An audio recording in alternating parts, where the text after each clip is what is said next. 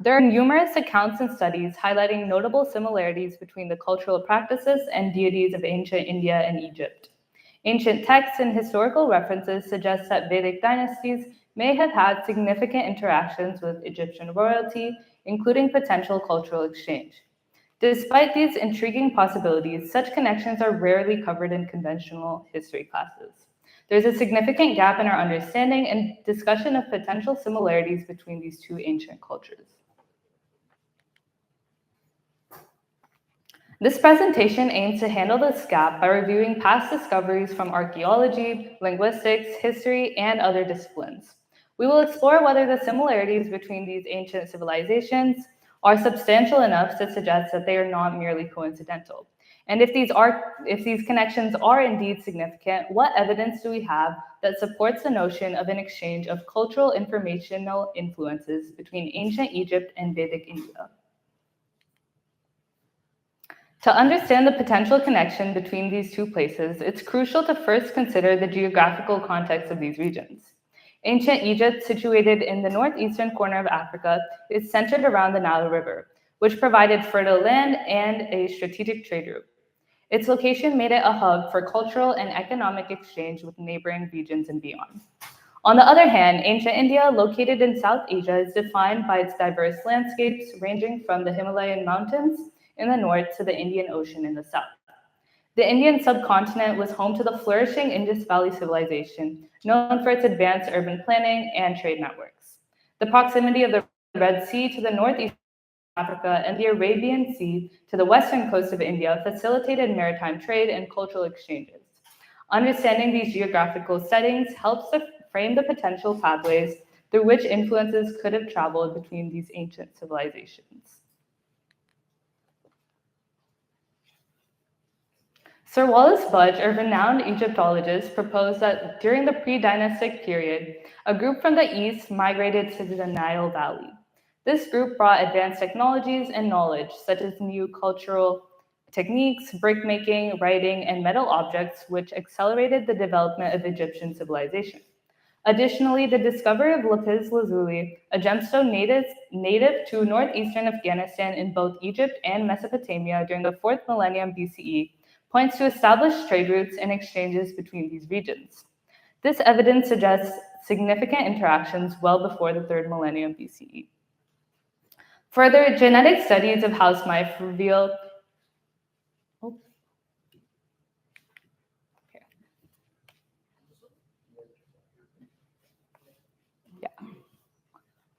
Further genetic studies of house mice reveal an interesting migration pattern. All worldwide mice, which originated in India, spread globally alongside the expansion of human settlements and agriculture. The migration of house mice is closely linked to the development of agro-pastoral communities. Mice reached the eastern Mediterranean around 13,000 BCE, northern Europe by 2000 BCE, and eventually other regions like North America and Australia. This pattern indicates human movement and agricultural practices from India spread to the Near East and further, beginning around 15,000 years ago.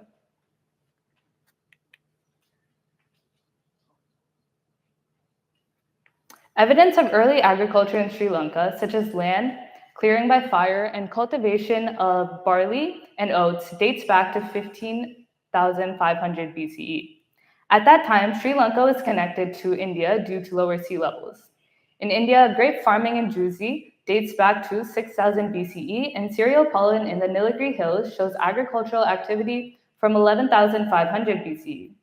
In the Fertile Crescent, the earliest evidence of grain cultivation and land clearing by burning appears around 9 and 10,000 BCE. This suggests a possible transfer of agricultural knowledge from India to the Near East, including regions around Egypt.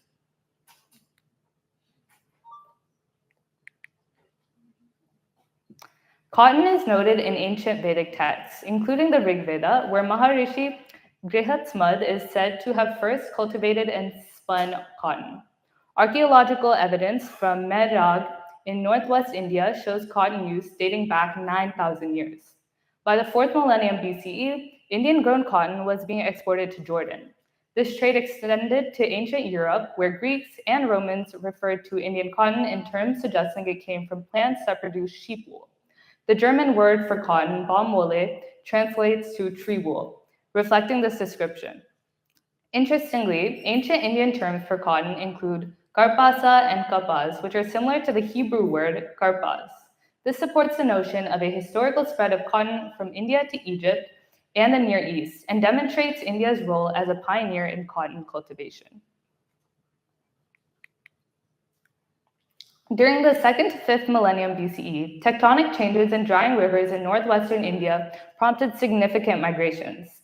Groups such as the Kushites, Hyksos, Hittites, and Mitanni moved into the Near East during this period. One notable example is the correspondence between King Dasharatha and Pharaoh Akhenaten around 1350 BCE. These letters, known as Yarmana letters, discuss marriage alliances between the Mitanni princesses and Akhenaten. The Yarmana letters, which have survived for nearly 4 millennia, reveal Vedic names and mention interactions between Egyptian Mitanni royalty. For instance, Pharaoh Thutmose VI married the daughter of Mitanni king Artatma, while Dasharatha's letters reflect ongoing diplomatic and economic exchanges, including settling old dues of gold.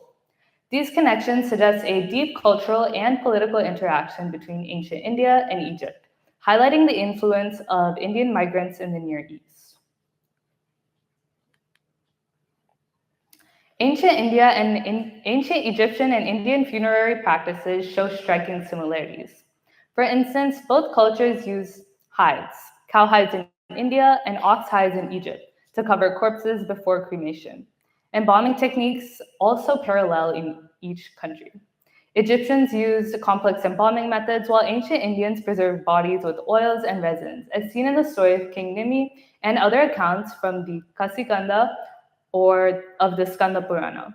Burial practices share similarities too. The Ashvalayan Sutra mentions burying bones in urns with spouts, a practice mirrored by urns found in Turkey. Egyptians used salt for body preservation, a method that continued in India with the use of salt in graves. Finally, there are parallels in how the graves were lined and how corpses were oriented during the burial or cremation. These similarities again suggest a shared or influenced practice between these ancient cultures. The Rosetta Stone, discovered in 1799 and fully translated by 1822, was key in decoding Egyptian hieroglyphs, allowing detailed documentation of Egyptian history. Among the inscriptions, the land of Punt is frequently mentioned as a divine and ancestral home located to the east. Numerous expeditions to Punt are recorded, starting with the King Seher around 1500 BCE. These expeditions, including those of Ramses III and Queen Hatshepsut, returned with valuable goods such as myrrh, essential for Egyptian rituals. The exact location of Punt remains debated. Candidates include regions along the Red Sea, Sudan, Ethiopia, Somalia, and even India. The long and arduous journey described suggests that Punt was farther away than southern African locations, making India a more likely candidate for this ancient land. Additional evidence supports the theory that India could be the land of Punt. During the 1st to 3rd millennium BCE, few civilizations had extensive pantheons of deities. India, known for its rich pantheon, stands out as a likely candidate.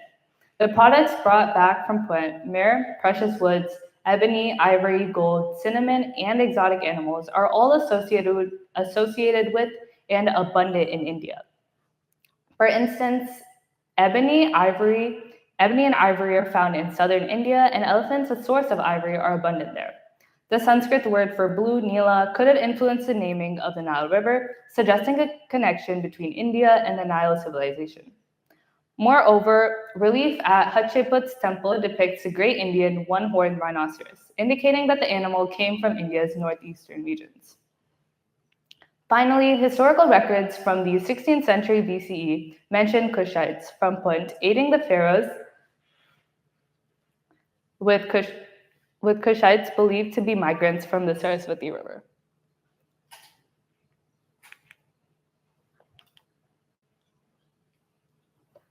The first king of Egypt who unified Upper and Lower Egypt, Narmer, also known as Menes, has a name reminiscent of the Indian names Manas or Manu.